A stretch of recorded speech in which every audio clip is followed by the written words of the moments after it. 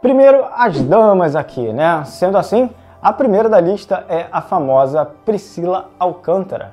Pois é, a Priscila Alcântara já é conhecida aqui no canal, você pode dar uma olhada aqui nesse card, tem vários cards aqui, você vai vendo. E nesse canal ela já passou algumas vezes, tá? Inclusive uma vez ela atacou a Bruna Carla, porque a Bruna Carla não quis cantar no casamento do amigo que era homo, para cantar Sentadona, que é uma música da Luísa Sonza, para dar show, que ela não adorou, não foi adoração, lá na igreja do Ed Renekiewicz, né? Que é a Ibabe, e também ela cantou aí com a Ivete Sangalo no carnaval. Então aqui nessas passagens a gente já começa a notar o comportamento da Priscila, que não é um comportamento nada cristão. A Priscila lá atrás, no tempo de Descende Brasil, ali, né, com o pessoal do Dunamis, que ela teve uma experiência muito top com Deus. Cara, foi muito maneiro. Mas como diz em Lucas 8,14, que é a explicação do versículo 7, onde fala sobre o semeador que saiu a semear. Fala de vários cenários onde as sementes caíram e por que não floresceram? E a parte que a Priscila aqui se encaixa, eu me pego aqui pensando nessa passagem e só me vem essa passagem. Aqui diz que as que caíram entre espinhos representavam os outros que ouviram a mensagem, mas logo ela foi sufocada pelas preocupações e riquezas e prazeres dessa vida, de modo que nunca amadureceram. Olha a passagem aqui. Consegue entender a parada? Ela ali na Rede Globo, ela ali com Ivete Sangalo, as riquezas, os prazeres, não dá para amadurecer nisso. Vemos aqui que ela até começou, ela estava ali, né, surgindo tudo, e a parábola diz que até que veio para fora, mas não amadureceu. E por conta dos prazeres, da grana, da fama, Jesus ficou em segundo lugar, se tornando aquele cara que você até fala na sua mente de vez em quando, pode até orar, talvez até leia a Bíblia, mas ele não é prioridade para você. E aqui a gente viu que com a Priscila está acontecendo exatamente isso. Ela disse agora, inclusive numa entrevista aí num podcast, sim, eu estou desviada. Eu me desviei da expectativa das pessoas sobre mim, do padrão que as pessoas exigiam de mim, de um fanatismo religioso. Eu me desviei de pensamentos que eu tinha e que eu vi que faziam mais mal para o meu próximo do que bem. Eu me desviei dos dogmas que homens criaram e que não são do cerne do Evangelho, argumentou Priscila. Você pode ver que sempre que alguém que se diz cristão começa a fazer besteira, o argumento é: não quero viver nesse sistema, estou longe dos religiosos, eu sou livre, eles são fanáticos, isso é doutrina de homens. Enfim, sempre que o pessoal quer moldar a Bíblia aos seus pecados de estimação, a galera manda uma dessas desculpas aí, ou muito parecida com elas. Inclusive eles usam vários argumentos, tá, de textos bíblicos, pegam ali, isolam, né, um texto bíblico para se justificar. Mas no final o que vai valer mesmo será o que está na palavra. E todos os seus argumentos serão inúteis ao que Deus de fato estabeleceu. O que Deus colocou na Bíblia, aquilo que está valendo, não é a interpretação que eles pegaram. E como diz em Mateus 7, 22 e 23, muitos me dirão naquele dia: Senhor, Senhor, não profetizamos nós em teu nome? Em teu nome não expulsamos demônios e não realizamos muitos milagres? Então eu lhes direi claramente: nunca os conheci. Afastem-se de mim, vocês que praticam o mal. Não adianta dizer que é cristão. Isso não leva ninguém para o céu. Apenas vai fazer com que a pessoa se iluda. E é pior, que a pessoa vive uma parte como cristão, se privando ali de algumas coisas, e não vive nem 100% de cristão e nem 100% do mundo. E imagina só, você chega tentando ser crente, tentando ser do mundo, não consegue fazer nenhuma coisa nem outra. Como diz em Apocalipse 22:11, quem pratica o pecado, que continue a praticá-lo. Quem é mau, que continue a sê-lo. Quem é justo, continue a ser justo. Quem é santo, que se torne ainda mais santo. No final de tudo, a pessoa só se engana. Ela está enganando a si mesma, não está enganando as outras pessoas. Isso é complicado, porque você de repente vai para o inferno e vai falar: cara, poxa, eu me privei de tanta coisa, eu podia ter enfiado o pé na jaca, ou podia ter sido cristão de verdade. E isso é complicado. Essa é a primeira da lista. Vamos para as outras? Muito prazer, galera, eu sou o Rico Rocha e hoje a gente vai abordar esse tema de uma forma muito mais profunda, porém sempre com a base bíblica aqui. A gente não fala da nossa cabeça, a gente está falando aqui de Bíblia, tá? A gente está colocando as pessoas à luz da Bíblia e a gente vai conseguir discernir tudo com texto bíblico, tudo com base bíblica aqui pra gente falar certinho, beleza? Mas aí você me pergunta, Rico, você está julgando? Sim, eu estou julgando. Mas como é que eu posso julgar? Quem sou eu para julgar? Bom, eu vou julgar aqui com passagem bíblica, tá? Eu vou falando aqui as passagens bíblicas e você vai vendo se eu estou sendo exagerado, se eu tenho razão ou se eu não tenho.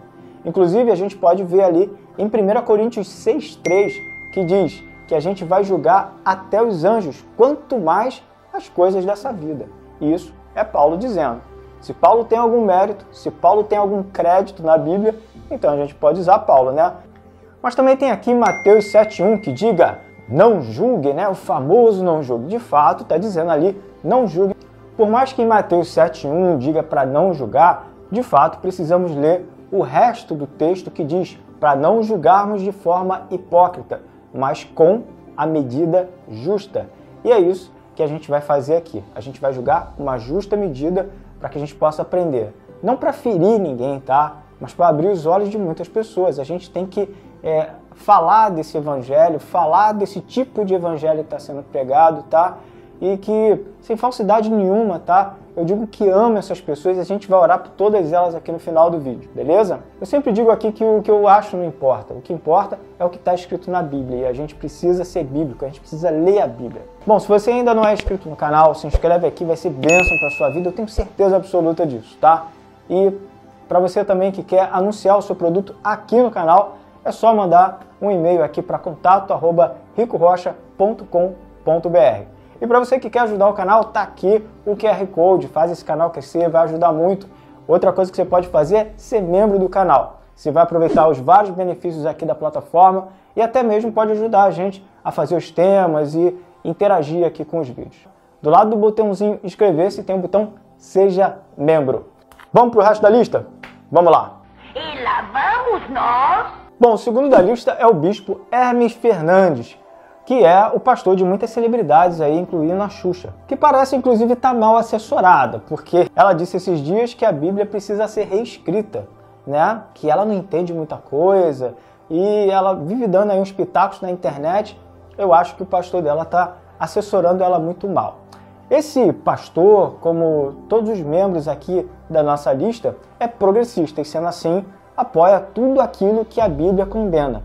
E mesmo assim se julgam cristãos e você vai ver aqui os pastores e grandes teólogos, mas que infelizmente estão guiando muita gente para o inferno. Esse pastor é mais um que acredita naquele Jesus que vai levar todo mundo para o céu, aquele Jesus bobão que só ama, que não diz não para nada, que não tem pecado nessa Bíblia desse Jesus. Sempre disse, eu continuo dizendo, que a comédia que agride, que humilha, que bate em grupos minorizados é péssima, é velha, é desnecessária, ela atrasa o avanço social. Eu não faço esse tipo de piada, eu não divulgo esse tipo de piada, eu não tenho interesse nesse tipo de piada. E vai levando aí essa vida na maciota. Apenas amor, um amor muito estranho, inclusive, que não repreende nada e é tudo muito lindo, né? Porque quando você ama seu filho, você, né, não deixa ele botar o dedo na tomada, enfim, não tem jeito de não dizer não, né? Recentemente esse pastor fez um evento aqui com duas pessoas que estão nessa lista, tá? E que no primeiro dia do evento, a igreja não tinha mais que 30 pessoas juntando com eles mesmo, os convidados, a galera da igreja, não dava mais do que 30 pessoas. Muito menos de 30 pessoas, na verdade.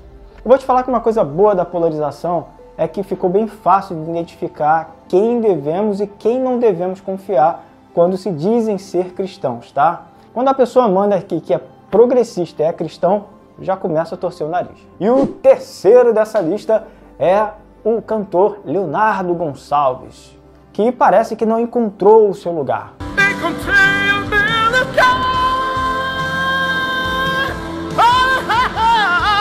Esse cara, como alguns aqui da lista, eu tenho uma grande admiração artística, mas infelizmente eu concordo com uma frase que ele disse num show, que eu até tinha esse DVD há uma época atrás, mas como a gente não usa mais DVD, não é que eu queimei por causa disso não, mas é porque realmente eu não tenho mais. Nesse show, ele fala, se vocês me conhecessem de verdade, talvez vocês não estariam sentados aqui, talvez você não estaria vendo esse DVD.